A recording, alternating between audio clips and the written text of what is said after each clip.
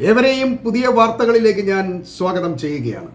ഗാസയിലെ ജനങ്ങൾ പട്ടിണി കിടക്കുമ്പോൾ അവർക്ക് അല്പം ഭക്ഷണമെങ്കിലും എത്തിക്കാനുള്ള ശ്രമത്തിന്റെ ഫലമായി ഇസ്രായേലിന് മേൽ സമ്മർദ്ദം ചെലുത്തി ഏതാനും ചില ട്രക്കുകൾ മാത്രം കടത്തിവിട്ടുകൊണ്ടിരിക്കുന്നതിനെ അതിശക്തമായി എതിർത്തുകൊണ്ടിരിക്കുന്ന ലോകത്തിലെ ഏറ്റവും ക്രൂരന്മാരും വംശഹത്യ ഭീകരനുമായ നെതന്യാഹുവിന്റെ സംഘത്തിൽപ്പെട്ട വലതുപക്ഷ തീവ്രവാദ പാർട്ടിയുടെ ഇസ്രായേലിലെ ധനമന്ത്രിയായ ബെസലേൽ സ്മോട്രിച്ചിനെയും സുരക്ഷാ മന്ത്രിയായ ഇറ്റാമിൻ ബെൻഗുറിനെയും നെതർലാൻഡിലേക്ക് പ്രവേശിക്കുന്നതിന് വിലക്കേർപ്പെടുത്തിയിരിക്കുന്നു എന്ന പുതിയ വാർത്തകളാണ് പുറത്തു വരുന്നത്. പലസ്തീൻ ജനതയ്ക്കെതിരെ കുടിയേറ്റക്കാരുടെ ആക്രമണത്തിന് ആവർത്തിച്ച് പ്രേരിപ്പിച്ചതിനാലും ഗാസ മുനമ്പിൽ വംശീയ ഉന്മൂലനത്തിന് ആഹ്വാനം ചെയ്തതിനാലുമാണ് ഈ രണ്ട് ഭീകരർക്കും വിലക്കേർപ്പെടുത്തിയിരിക്കുന്നത് എന്നാണ് നെതർലാൻഡ്സ് പറയുന്നത്. എന്നാൽ ഇതിന് മറുപടിയായി ബെൻഗൂർ തന്റെ എക്സ് പോസ്റ്റിലൂടെ പറയുന്നത് തങ്ങൾക്ക് വിലക്കേർപ്പെടുത്തിയത് വളരെ നിരാശാജനകമാണെന്നും യൂറോപ്പ് മുഴുവൻ എന്നെ വിലക്കിയാലും ഞാൻ രാജ്യത്തിന് വേണ്ടി പ്രവർത്തിക്കും എന്നാണ്. അതായത് ഗസയിലെ ജനങ്ങളെ മുഴുവൻ കൊന്നൊടുക്കിക്കൊണ്ട് അവരുടെ സ്ഥലങ്ങൾ പിടിച്ചെടുത്തുകൊണ്ട് രാജ്യത്തിന് പ്രവർത്തിക്കും എന്ന ഒരു ഭീകരന്റെ വാക്ക് ആർക്കും ഉൾക്കൊള്ളാൻ കഴിയില്ല എന്നുള്ളതാണ് സത്യം. അതുപോലെ തന്നെ ഗസയിലെ ഗവേഷകർക്കുള്ള ധനസഹായം നിർത്തിവെക്കുന്നതിനുള്ള യൂറോപ്യൻ യൂണിയന്റെ നിർദ്ദേശത്തെ പിന്തുണയ്ക്കുകയും ഇസ്രായേലിനെതിരെ ഉപരോധ നടപടികൾ സ്വീകരിക്കുന്നതിനെ കുറിച്ച് ആലോചിക്കുകയും ചെയ്യുമെന്ന് ഡച്ച് പ്രധാനമന്ത്രിയായ ഡീക് ഷൂഫ് പ്രസ്താവിച്ചതിന് തൊട്ടു പിന്നാലെയാണ് നെതർലൻഡും ബെൻഗുറിനും സ്മോട്രിച്ചിനും പ്രവേശനം വിലക്കുന്നത്. യൂറോപ്യൻ യൂണിയൻ മുഴുവൻ ഇസ്രായേലിനെതിരെ ഉപരോധവും അതുപോലെ തന്നെ ഇസ്രായേലിലെ രാഷ്ട്രീയ നേതാക്കളെ അവരുടെ രാജ്യങ്ങളിലേക്ക് പ്രവേശിപ്പിക്കാതിരിക്കാതിനുമുള്ള തീരുമാനങ്ങൾ എടുത്തുകൊണ്ടിരിക്കുകയാണ്. ഇസ്രായേൽ തീർത്തും ഒരു വംശഹത്യ ഭീകര രാഷ്ട്രമാണ് എന്ന നിലപാട് ഇപ്പോൾ യൂറോപ്യൻ യൂണിയൻ സ്വീകരിച്ചു വരികയാണ്. ഇതിന് മറുപടിയായി പലപ്പോഴും ഇസ്രായേൽ പറയുന്നത് തനി വർഗീയതയാണ്. യൂറോപ്പ് ഇപ്പോൾ ഇസ്ലാമിന്റെ അടിമയായിരിക്കുന്നു എന്നാണ് ഇവന്മാർ ആരോപിക്കുന്നത്. എന്നാൽ അത് അടിസ്ഥാനപരമായ യാതൊരുവിധ തെളിവുമില്ലാതെ ഇങ്ങനെ പറയുന്നത് കൊണ്ട് ആരും അത് കാര്യമാക്കുന്നില്ല എന്നുള്ളതാണ് സത്യം. ഇങ്ങനെ ഇവന്മാർ ലോകം മുഴുവൻ ഒറ്റപ്പെട്ടുകൊണ്ടിരിക്കുകയാണ്. അതുപോലെ തന്നെ ഗസയിലെ പട്ടിണിയെ കുറിച്ച് ലോകം മുഴുവൻ പറഞ്ഞിട്ടും ഗസയിൽ അങ്ങനെ ഒരു പട്ടിണിയില്ലെന്നാണ് നെതന്യാഹു എന്ന ഭീകരൻ ട്രംപിനെ ധരിപ്പിച്ചിട്ടുള്ളത്. എന്നാൽ ഗസയിലെ പല ചിത്രങ്ങളും വീഡിയോകളും പുറത്തു വന്നത് ട്രംപിന്റെയും കണ്ണിൽ പെട്ടിട്ടുണ്ട് എന്നുള്ളതാണ് വാസ്തവം. അതുകൊണ്ട് തന്നെ നെതന്യാഹുവിനോട് ട്രംപ് പറഞ്ഞത്, നിങ്ങൾ പറയുന്ന ഒന്നും എനിക്ക് വിശ്വസിക്കാൻ കഴിയുന്നില്ല, ഗസയിൽ പട്ടിണിയുണ്ട്, അതുകൊണ്ട് എത്രയും വേഗം അവിടേക്ക് സഹായം എത്തിക്കണം എന്നാണ്. ട്രംപിന്റെ ഈ നിർദ്ദേശം വന്നതിന് ശേഷമാണ് നെതന്യാഹു ഗസയിലേക്ക് ഭക്ഷണ ട്രക്കുകൾ കടത്തിവിടാൻ ആരംഭിച്ചത്. ഇങ്ങനെ ഞായറാഴ്ച മുതൽ ഗസയിലേക്ക് വന്ന ഈജിപ്ഷ്യൻ സഹായ ട്രക്കുകളിൽ പകുതിയിലധികവും സൈനികരുടെ സഹായത്തോടെ പലസ്തീൻ കൊള്ളക്കാർ കൊള്ളയടിക്കുകയും അത് പ്രാദേശിക വിപണിയിൽ വിൽക്കുകയും ചെയ്തിരിക്കുന്നുവെന്നാണ് അൽ അറബ് അൽ ജദീദ് പത്രം റിപ്പോർട്ട് ചെയ്യുന്നത്. 130 ട്രക്കുകളാണ് ചെക്ക് പോസ്റ്റുകൾ വഴി ഗസയിലേക്ക് കടന്നു വന്നിരുന്നത്. അതിൽ 73 എണ്ണവും മൊറാഗ് പ്രദേശത്ത് വെച്ച് കൊള്ളയടിക്കപ്പെട്ടിരിക്കുകയാണ്. റഫയും ഖാൻ യൂണിസിനെയും ഒക്കെ വേർതിരിക്കുന്ന IDFന്റെ നിയന്ത്രണത്തിലുള്ള ഒരു പ്രദേശമാണ് ഈ മൊറാഗ് എന്ന് പറയുന്നത്. അവിടെ വെച്ചാണ് ഈ കൊള്ളയടി നടന്നിട്ടുള്ളത്. അതുകൊണ്ടാണ് IDF സൈനിക ഭീകരരുടെ സഹായത്തോടെയാണ് ഈ കൊള്ളയടി നടന്നിട്ടുണ്ട് എന്ന് പറയപ്പെടുന്നത്. ഗാസയിലെ ജനങ്ങൾ പട്ടിണി കിടന്ന് മരിക്കുന്നതിലുള്ള ലോക പ്രതിഷേധത്തിന്റെ ഫലമായി നിർബന്ധിത അവസ്ഥയിലാണ് ഈ ഭക്ഷണ ട്രക്കുകളെ ഗാസയിലേക്ക് കടത്തിവിടാൻ ഇസ്രായേൽ തയ്യാറായിട്ടുള്ളത്. ഇങ്ങനെ ഭക്ഷണ ട്രക്കുകൾ കടത്തിവിടുന്നത് ഈ നെതന്യാഹു സർക്കാരിനെ സംബന്ധിച്ച് വളരെയധികം നിരാശ ഉണ്ടാക്കുന്ന ഒരു കാര്യമാണ്.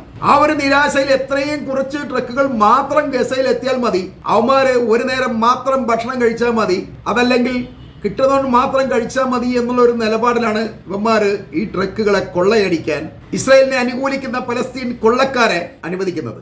ഇങ്ങനെ കൊള്ളയടിക്കപ്പെടുന്ന സാധനങ്ങൾ മുഴുവൻ ഹമാസാണ് കൊള്ളയടിക്കുന്നത് എന്നാണ് ഇവന്മാർ പറഞ്ഞ് പ്രചരിപ്പിക്കുന്നത്. എന്നാൽ അതൊന്നും ആരും വിശ്വസിക്കുന്നില്ല എന്നുള്ളതാണ് വാസ്തവം. അതുമാത്രമല്ല, ഈ ഇസ്രായേലിന്റെ ചെക്ക് പോസ്റ്റുകളിൽ എത്തുന്ന ട്രക്കുകളെ ഒരു കാരണവുമില്ലാതെ റഫ ചെക്ക് പോസ്റ്റുകളിൽ നിന്നും അവർ തിരിച്ചയക്കുകയും ചെയ്യുന്നുണ്ട്.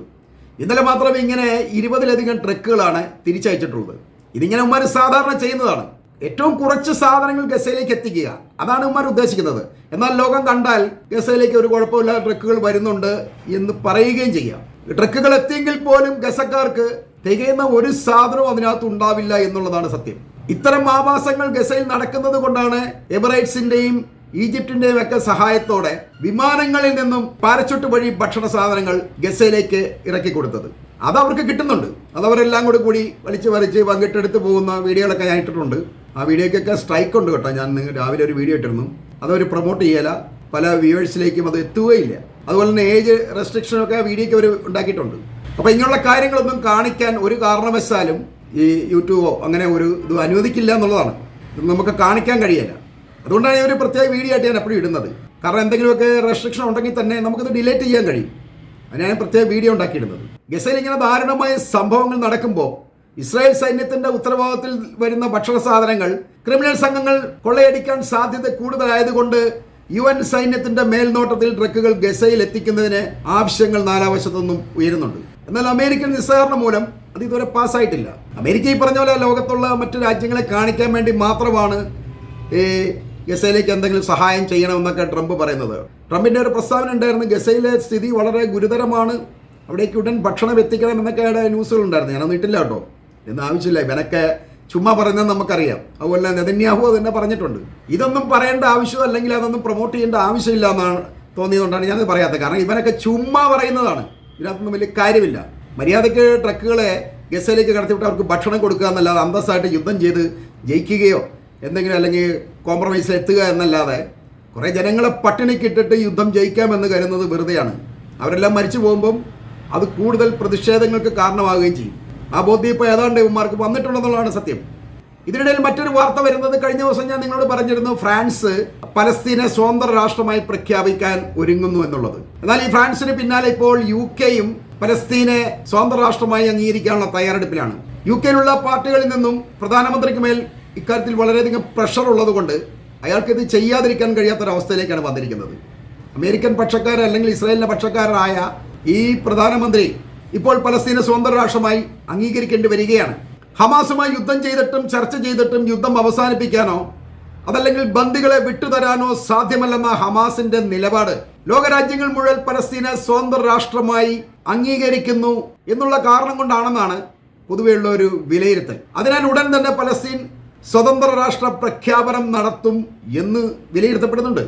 ഗസയിൽ പട്ടിണി മരണം വർദ്ധിച്ചതുകൊണ്ട് ഇസ്രായേൽ സ്വയം ഗാസയുടെ മേലുള്ള ആക്രമണം കുറിച്ചിരിക്കുകയോ അതല്ലെങ്കിൽ നിർത്തിവെക്കുകയോ ചെയ്തിരിക്കുന്നത്. എന്നാൽ ഇങ്ങനെ യുദ്ധം നിർത്തിയതിലൂടെ നെതന്യാഹു സർക്കാരിലെ ഭൂരിപക്ഷം മന്ത്രിസഭാംഗങ്ങളും ഇസ്രായേൽ ഹമാസിനോട് തോറ്റിരിക്കുകയാണ് എന്നാണ് നെതന്യാഹുവിനെ കുറ്റപ്പെടുത്തുന്നത്. എന്നാൽ ബന്ദികളെ തിരിച്ചു കൊണ്ടുവരാനും യുദ്ധം അവസാനിപ്പിക്കാനും മറ്റൊരു വഴി പറഞ്ഞു തരൂ എന്നാണ് ഇതിന് നെതന്യാഹു ഈ മന്ത്രിമാരോട് ആവശ്യപ്പെടുന്നത്. ഇവന്മാർക്കാർക്കും ഇതിനൊരു പോംവഴിയില്ലെന്നുള്ളതാണ്. ഗസക്കാർ തിരിച്ചടിക്കാത്തത് കൊണ്ട് അവിടെ ചുമ്മാ ബോംബ് ചെയ്ത് കുറേ ആൾക്കാരെ കൊല്ലുമ്പോൾ അതിനകത്തൊരു രസമുണ്ട്, അവർ സ്വയം ജയിച്ചതായിട്ട് തോന്നുകയും ചെയ്യും. എന്നാൽ 2 ദിവസം ആക്രമണം നിർത്തിവെച്ചപ്പോൾ ഇവന്മാർക്ക് സ്വയം പരാജയഭീതി തോന്നി എന്നുള്ളതാണ് ഏറ്റവും രസം. അതിനർത്ഥം ഇവർ യുദ്ധം തോറ്റിരിക്കുകയാണെന്ന് തന്നെയാണ്. ഹമാസ് ഒരിക്കലും യുദ്ധം അവസാനിപ്പിച്ചിട്ടില്ല, അവസാനിപ്പിക്കാൻ ആവശ്യപ്പെട്ടിട്ടുമില്ല. നിങ്ങൾക്ക് ബന്ദിയെ വേണമെന്നുണ്ടെങ്കിൽ യുദ്ധം പൂർണ്ണമായും നിർത്തണം. അതല്ലാതെ ഇടയ്ക്ക് വെച്ച് നിങ്ങൾ കുറച്ച് യുദ്ധം നിർത്തിയതിന് ശേഷം വീണ്ടും കുറേ ആയുധങ്ങളെല്ലാം സംഘടിപ്പിച്ചുകൊണ്ട് ഗസയെ ആക്രമിക്കുന്ന പരിപാടി അങ്ങ് നിർത്തിയേക്കാനാണ് ഹമാസ് പറഞ്ഞിട്ടുള്ളത്. അതാണ് അവർ യുദ്ധം അവസാനിപ്പിക്കാൻ തയ്യാറാവാത്തത്. നമുക്ക് രണ്ടിലൊന്നറിയുന്നത് വരെ യുദ്ധം ചെയ്ത് മുന്നോട്ട് പോകാം എന്നാണ് ഹമാസിൻ്റെ തീരുമാനം. അതല്ലാതെ ഇനി ബാക്കിയുള്ള ബന്ദികളെ ഒന്നും തരില്ല. ഇപ്പോൾ 20 പേരെ കണ്ട് ജീവനോടെ ഉണ്ട്, 10 ചത്തവന്മാരുണ്ട്. ഇതെല്ലാം കൂടെ കെട്ടിപ്പൊഞ്ഞ് കൊടുക്കണമെന്നുണ്ടെങ്കിൽ യുദ്ധം പൂർണ്ണമായും നിർത്തണം എന്ന ആവശ്യമാണ് ഹമാസ് മുന്നോട്ട് വയ്ക്കുന്നത്. അതിനൊരിക്കലും നെതന്യാഹു തയ്യാറല്ല. കാരണം യുദ്ധം പൂർണ്ണമായും നിർത്തുക എന്ന് പറഞ്ഞാൽ തന്നെ പരാജയമാണ്.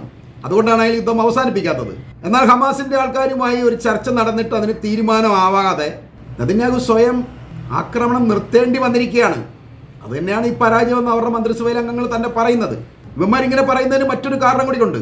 ലോകരാഷ്ട്രങ്ങൾ മുഴുവൻ പലസ്തീനെ അംഗീകരിക്കുന്നതിലൂടെ അവർ സ്വാതന്ത്ര്യ പ്രഖ്യാപനം കൂടി നടത്തിക്കഴിഞ്ഞാൽ പിന്നെ പഴയ പോലെ എപ്പോഴും ഗസയെ ആക്രമിക്കാൻ കഴിയില്ല എന്നാണ് ഇവന്മാർ പറയുന്നത്. ഇതെല്ലാം കേൾക്കുമ്പോൾ നെതന്യാഹു വല്ലാതെ നിരാശനാവുന്നുണ്ട്. അയാളുടെ എല്ലാ പദ്ധതികളും പൊളിഞ്ഞിരിക്കുകയാണ്. യഥാർത്ഥത്തിൽ നെതന്യാഹുവിനെ സംബന്ധിച്ച് ഈ യുദ്ധം കാര്യമായി ഒരു പ്രയോജനവും ചെയ്തിട്ടില്ല എന്നുള്ളതാണ് സത്യം. ഇസ്രായേൽ ഒരു വംശഹത്യാ രാഷ്ട്രമാണെന്നും നെതന്യാഹു ഒരു ഭീകരനാണെന്നുമുള്ള ചീത്തപ്പേരല്ലാതെ എന്താണ് അയാൾക്ക് ഈ യുദ്ധത്തിലൂടെ നേടാൻ കഴിഞ്ഞിട്ടുള്ളത് എന്ന് നമ്മൾ ചിന്തിക്കേണ്ടതുണ്ട്. തന്നെയുമല്ല, അറബ് രാഷ്ട്രങ്ങളുമായിട്ടുള്ള നയതന്ത്ര ബന്ധങ്ങൾക്കുള്ള എല്ലാ വാതിലുകളും ഈ യുദ്ധത്തോടെ അടയുകയാണ് ഉണ്ടായത്. സൗദി അറേബ്യക്കായിട്ട് ഒരു നയതന്ത്ര ബന്ധം ഉണ്ടാക്കാൻ വേണ്ടി എല്ലാം തട്ടിക്കൂട്ടി വരുന്ന സമയത്താണ് ഹമാസിന്റെ ആക്രമണം ഉണ്ടാവുന്നതും അങ്ങനത്തെ ആ നയതന്ത്ര ബന്ധത്തെ തകർത്ത് കളയുന്നതും. അത് കരുതിക്കൂട്ടി ഹമാസ് ചെയ്തത് അല്ലെങ്കിൽ ഇറാൻ ചെയ്യിപ്പിച്ചതാണ്. അങ്ങനെ ഇപ്പോൾ പലസ്തീനെ ഒറ്റയ്ക്കാക്കിയിട്ട് നിങ്ങളെല്ലാം കൂടി ബന്ധം കൂടി ഈ സൗഹൃദത്തിലേക്ക് ആകണ്ട എന്നൊരു തീരുമാനം കൊണ്ടാണ് ഇറാൻ ഹമാസിനെ കൊണ്ട് ഈ പണി ചെയ്യിച്ചത് എന്ന് വേണം നമുക്ക് വിശ്വസിക്കാൻ. എന്തായാലും നെതന്യാഹു ശരിക്കും ഒരു വെട്ടിൽ തന്നെ വീണ് കിടക്കുകയാണ് എന്ന് പറഞ്ഞുകൊണ്ട് ഞാൻ ഈ വാർത്തകൾ ഇവിടെ അവസാനിപ്പിക്കുകയാണ്.